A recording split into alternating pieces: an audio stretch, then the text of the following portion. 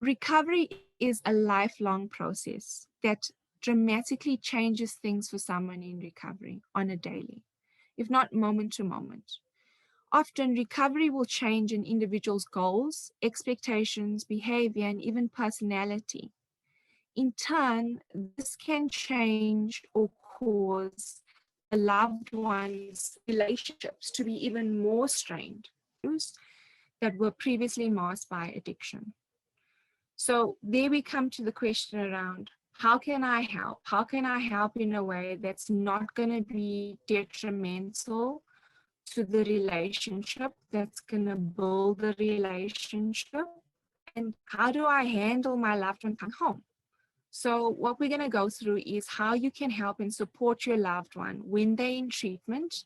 And we're going to give general ideas around how you can help and be supportive to your loved one at home. So number one, the biggest one and step is educating yourself on addiction and recovery. So, and what does it mean to be an addict? And at Changes, the system that we follow is a biopsychosocial model. So our belief is that addiction is caused through the interaction between biological factors, psychological factors, and social factors. So what does that mean? It would be the genetic predisposition, meaning the hereditability. So how much of a chance is there for genetics to be at play? That would be the biological. The psychological would be things like temperament, your loved one's temperament. It would be comorbid illnesses such as anxiety, bias. Social, was there peer pressure? Did the person socialize into the environment? We also take on the notion that addiction is a disease. So what do we mean by that? Well, addiction as a disease, something has to be a disease for it to have three characteristics. So it needs to have three characteristics. So it has to have an etiological component or a cause component, meaning it has to have a cause. Addiction does, and it is explained through the biopsychosocial model. It also has to have a treatment and or a cure. Now, addiction doesn't have a cure, but it does have a treatment. And that's why rehabs are put in place, 12 steps are put in place, recovery is put in place. And then you have to be able to die from it. And there are countless, people that have died. Millions of people have died from overdoses. Millions of people have died from addiction or alcohol-related diseases or illnesses. And then it's also one of the best recommendations I think I can give families is to read the doctor's opinion.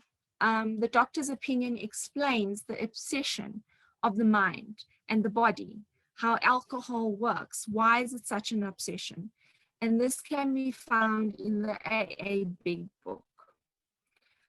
His opinion is for families to get a copy of the Big Book, where you'll see the letters between Dr. Silkworth to the AA community, and with the writings of Bill, you will find that discussion will unpack what actually the allergy of the body is. How does alcohol affect me as an alcoholic, and why is it different from somebody that is not an alcoholic? So how it is explained as an allergy is, for example, if I'm allergic to black mushrooms, I know that I need to stay away from black mushrooms. I'm going to have negative. It's the same with allergy alcohol. They have alcohol, they're going to have negative consequences. Actually indicate that alcoholics metabolize alcohol differently than non-alcoholics. Okay, and then another good way to educate yourself would be reading on codependency. Codependency being a pattern or a relationship where I can't survive without the dysfunction of my loved one, and the dysfunction being and Melody Beattie really unpacks, that's the author of Codependency No More. She really unpacks with examples, with real life scenarios, what it's like living with an it unpacks real life of complete despair of living with somebody who has the disease of addiction. And there's also a page on Facebook where it's called The Language of Letting Go. And it will give you daily meditations, it'll give you different perspectives and some personal serenity for your daily meditations.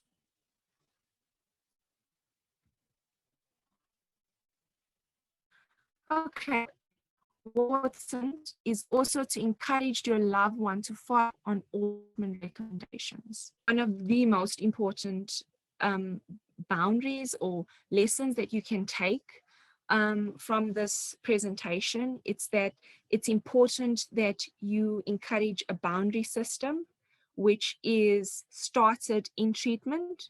So if you create or you show your loved one in treatment that we actually a united front between the family and the treatment facility, that's saying that you're not going to be able to split, you're not going to be able to manipulate between treatment facility, family. It also helps the family put boundaries, helps them to say, listen, this is not okay, we're not doing this, and I'm putting in a boundary. It gives the family a voice.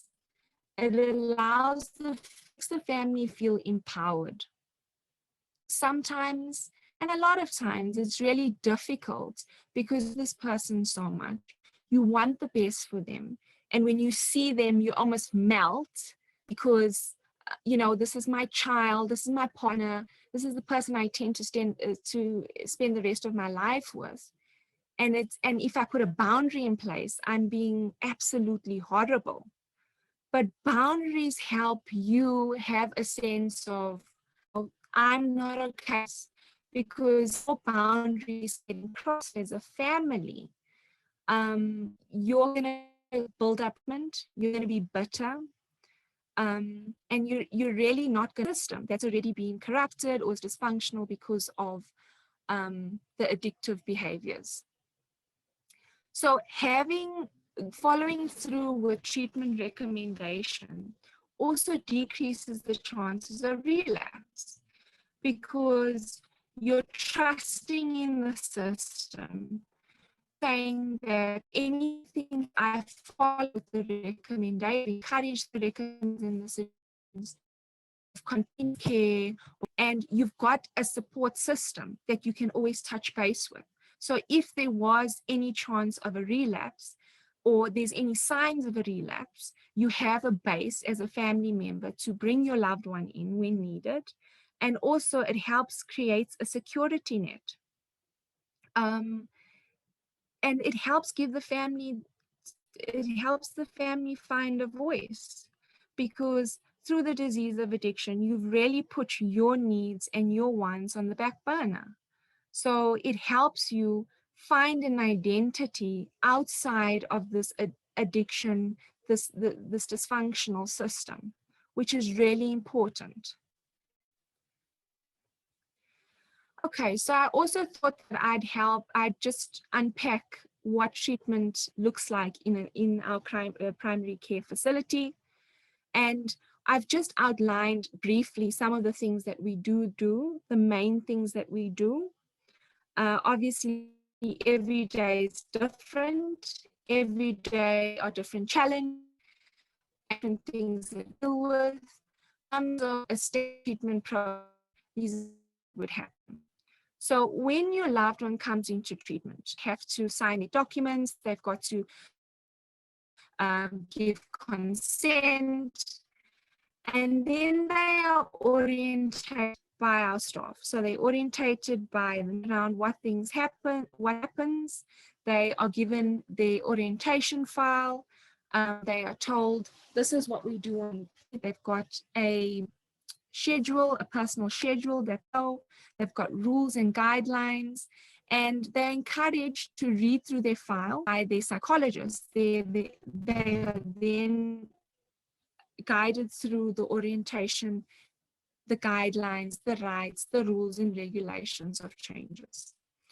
So once they come in, they're then by the doctor. Sorry, Ereen, you are freezing. Could you maybe try switch your video off and let's see if it helps?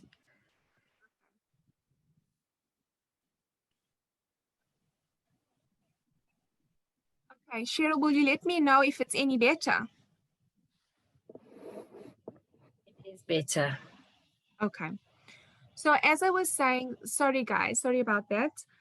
So as I was saying that they are then met by the doctor, who then goes through the detox process with them and educates them on the detox process.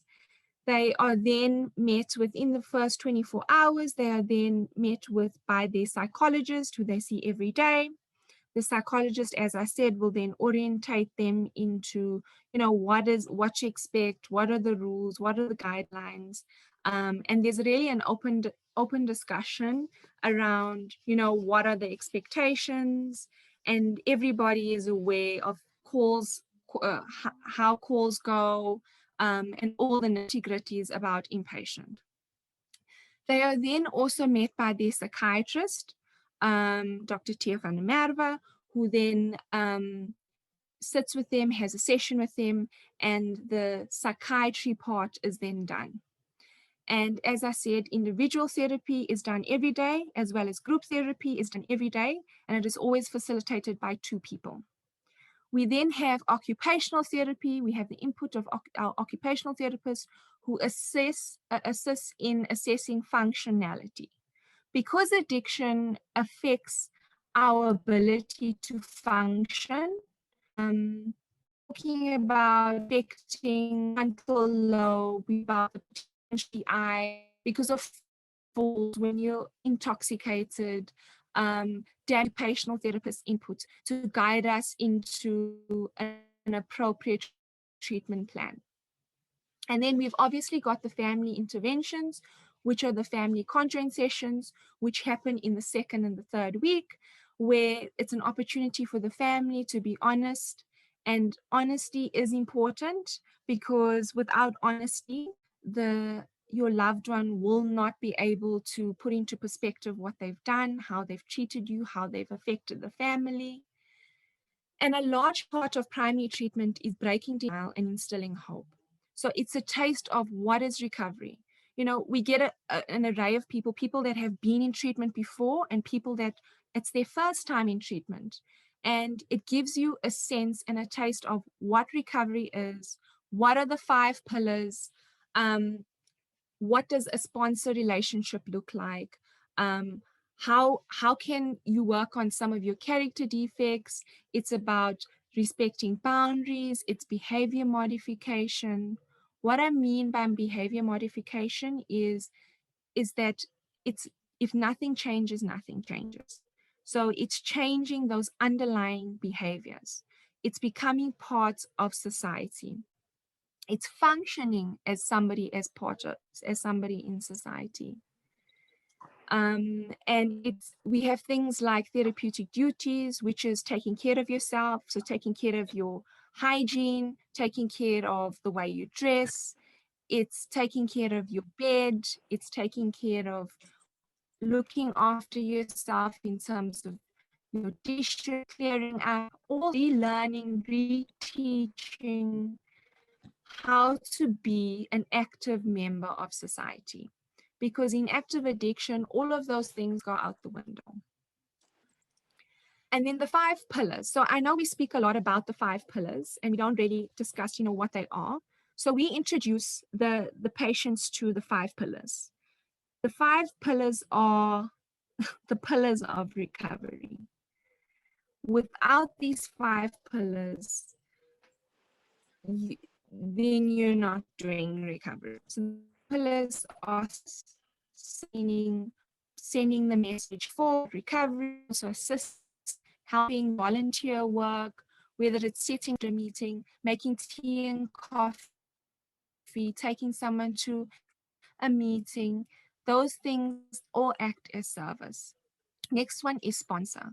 Sponsor will act as a guide and a support system that is actually models what recovery is, what recovery should be, and models benefits of recovery. Then you've got step work. Last week we had a presentation on the 12 steps, unpacking what each of the 12 steps are. Step work is it's important to continue with step work. A lot of times when people leave treatment, they forget about step work. They do their step work in treatment and they never touch it again.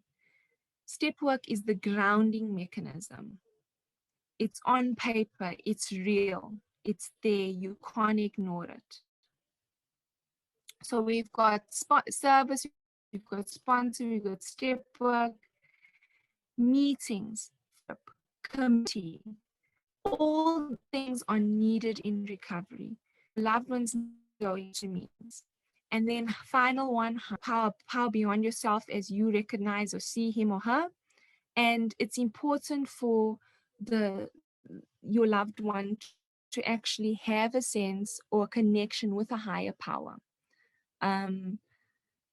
So, and then we also have tailor-made treatment plans. So we have treatment plans on the basis of everybody together. So we've got the psychiatrist input, we've got the psychologist input, we've got the counselor's input, his input on what treatment is for the individual.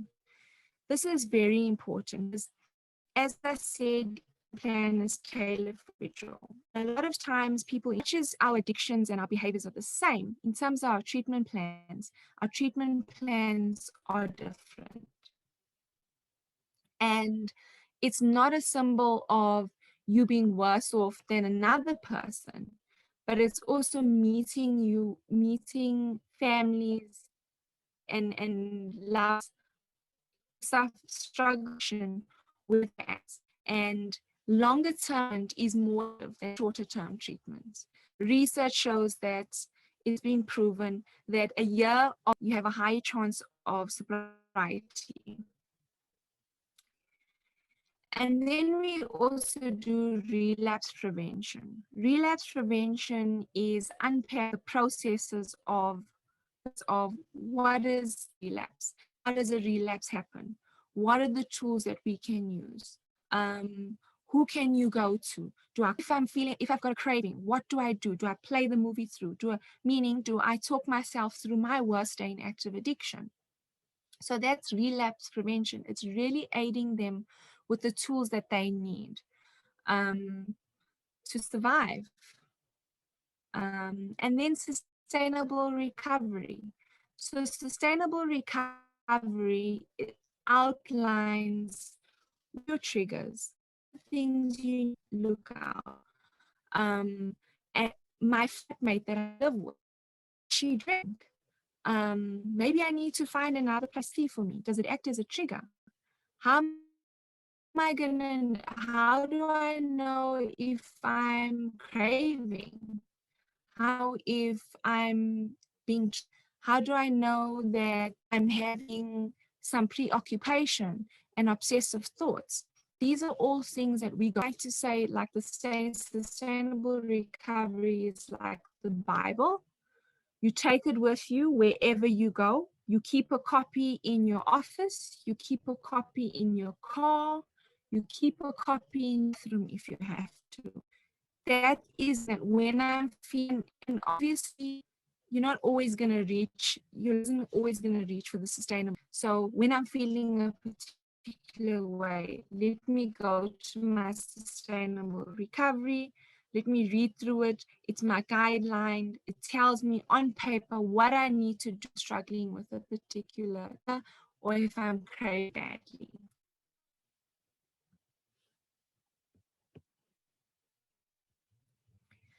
And this taps into the misconception around, going into treatment.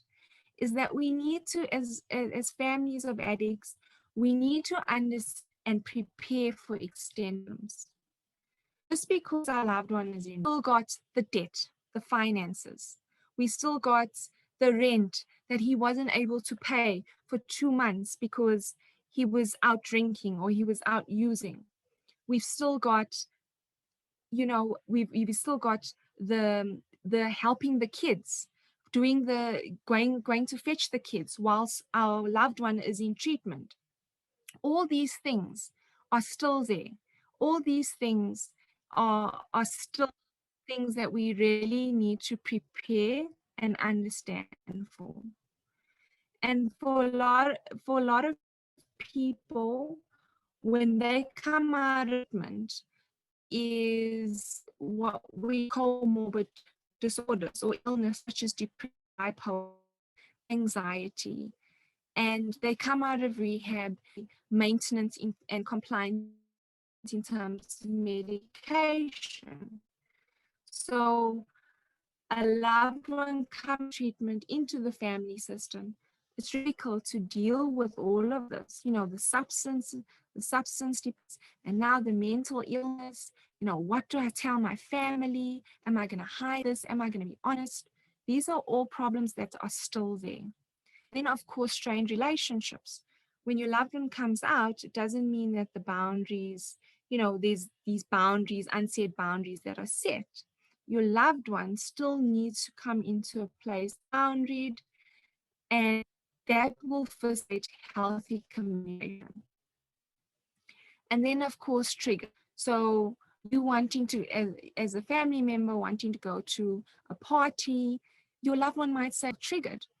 And you might feel disappointed, you might even feel lonely, like I'm going to all these functions by myself, how am I going to manage, asking me, where is he, why isn't and it's really about having caring and non-judgmental conversations around potential for relapse, which as human beings you can't help but feel a sense of disappointment and sometimes resentment around, you should have done better. Why have you relapsed? We've done everything. We spent all our savings on your treatment. Why have you relapsed? And with the aid of educating yourself about addiction, what addiction is, what could happen in addiction, you'll find that this will dissipate. Okay, so I've also included some warning signs of a relapse.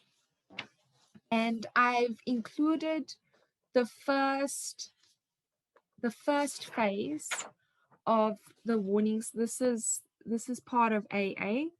I've included the first part of it because there's actually 37 of them. And I just thought that it would be best if we discuss just a few, because we'll be here the whole evening if we had to just unpack all 37. One of the things that I want to highlight is that a relapse is not an event, but a process.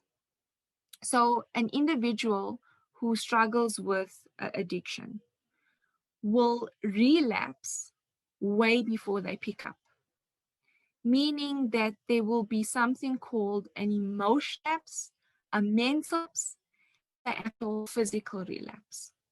So with the emotional relapse, this will be the old thoughts and the manipulation, not the dishonesty, the victim belief, the irritability, the aggression, it's emotional base. Those emotions, all those behaviors will start to present. And then you've got the mental relapse, the mental side, which is the preoccupation and the obsession and the manipulation around how can I score. So it will start with dishonesty. It will start with ducking and diving. I can't go to the party because I've got to see this friend, or the lying about how many meetings I've gone to.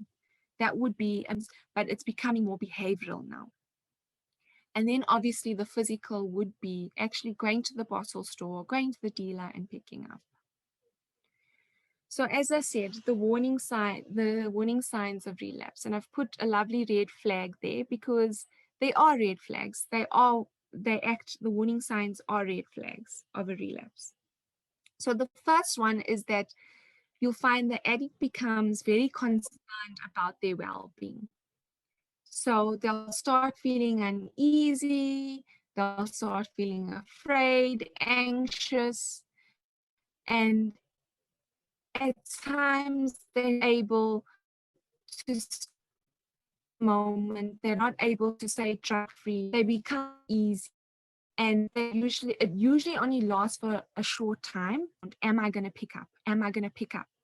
And the person becomes almost isolated and alone, that they feel like I'm going to be triggered by everything. And then what happens next is that there's a denial of the concern.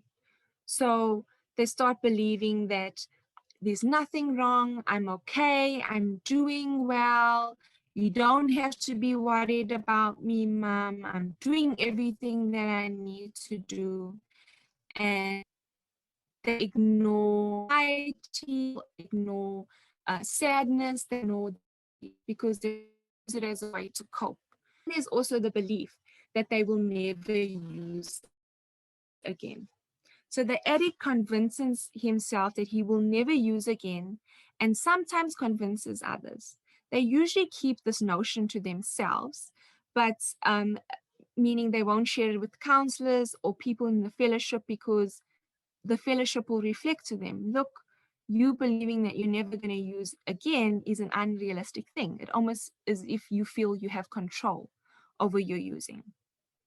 The next one is worrying about others instead of yourself. So this is a classic thing. We see it a lot in treatment, is that people often deflect away from their process, their recovery process, and they start worrying about other people's processes, other people's recovery. So they start becoming fixated on how they believe other people are going to react, going to relapse.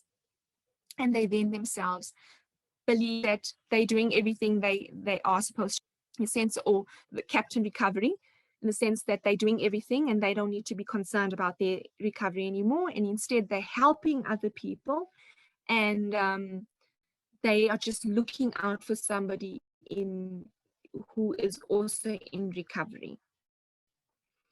You'll also find that there'll be some defensive. So there's a tendency talking about personal problems. He's even when no defense, honesty. So when you start questioning your loved one around, did you attend your meeting today? And they'll come back and say, well, I've attended 5 meetings this week. Can't I just have a break? And it's that kind of defensiveness that, you're just checking in with them, but they seeing it as you're saying that I'm being dishonest. And then there's compulsive behavior. So the addict becomes compulsive, stuck, or fixed or rigid in the way he thinks and behaves. There's a tendency to do the same over and over again without a good reason. There's a tendency to control confidence either by talking too much or not talking at all. And this speaks to the vulnerability to take control, because I feel so out of control. I feel as if there's this thing that's over my head and I have no control over it. So how can I use the external to try and compensate for the lack of control that I feel? And then there's impulsive behavior. Sometimes the rigid behavior is interrupted by act taken without thought or self-control. This usually happens at times of high stress. Sometimes these impulsive actions, life and recovery program. I mean, impulsivity is one of the core things that we find in addiction.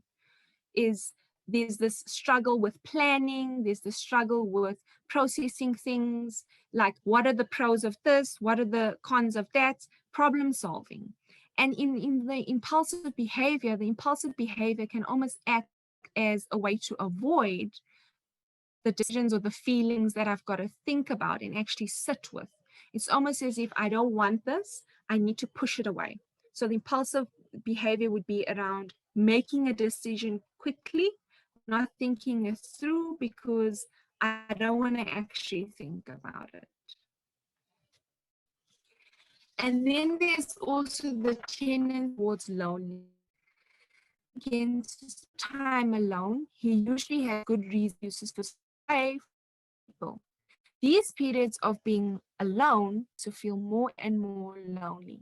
Instead of dealing with the loneliness by trying to meet and be at people, he or she more compulsive and impulsive. So loneliness is one of the biggest triggers I think I've seen in terms of relapses, where there's so much shame and guilt around the addiction that it's almost, it keeps your loved ones stuck. And they can't connect, they don't go to meetings, they don't do their program, and they just sit and feel stuck, and they feel this hole that they've tried to fill substances. And really one of the biggest causes of relapses, it also is very self-destructive. So it's no different from addict behavior. So another to help your loved one in recovery is not to hold, is a major desire of anyone who loves an addict is to see them clean and sober. There's also belief that addiction is the source of all the problems in the addict and the relation, and is commonly ignored. Unfortunately, this is not true. Many loved ones find themselves disappointed by a recovering addict and the progress that they've made or haven't made. This is especially true when relapse occurs. It is definitely best to avoid disappointment because the recovering addict will sense that disappointment, which will in turn make them feel hopeless and more likely to relapse.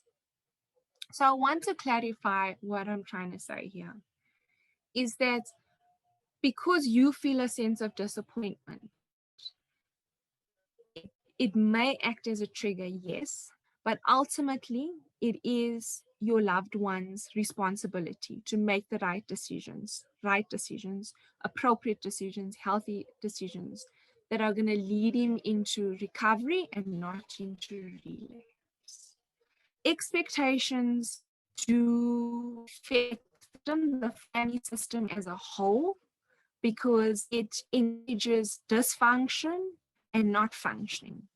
So if you've got those expectations, but we've created those expectations because we don't understand what addiction is. We don't understand the process of addiction. So then again, it's important that we educate ourselves around what is addiction, what can happen, what happens if there's a relapse. And having expectation treatment is resentment, nobody's talking to each other, and our boundaries are, and then we'll have a system that is dry, meaning a system that is just where the addict is clean from alcohol and substances, but there's no health within the family system. Okay, so making changes to support sobriety. So it's fairly short. The support is often critical to recovery to maintain sobriety, especially in the first months after report sobriety, is removing all addictive substances from the home. I think it sets a nice standard. I think it sets a standard of support by the family that this is an alcohol, drug-free home, and it's setting the standard for the addict that this is a boundary and we're not going to cross the boundary of bringing substances into the home. It also reflects to the addict that we support you, we love, we care for you, and we're doing our part, and you need to do your part. So Another one is avoiding social gatherings where substance abuse will occur. Now, for a lot of families who are family members to addicts, this is a very different. But this is a addict and loved one where what are we going to happen in these situations? Are we not going to go to these functions? Are you going to stay at home and I'm going to go? If you do go, what would my role to be? Would you like me to check in on you? If I feel like there's something that might trigger craving, what should we do? So I always say to people, I say, if you're at a party and your loved one is in and somebody opens in front of them, they're like, are you okay with this? And if they say they're okay, we stay or we leave. And then the next point is finding new sober activities to do together. So this would be rekindling that relationship between loved and family member.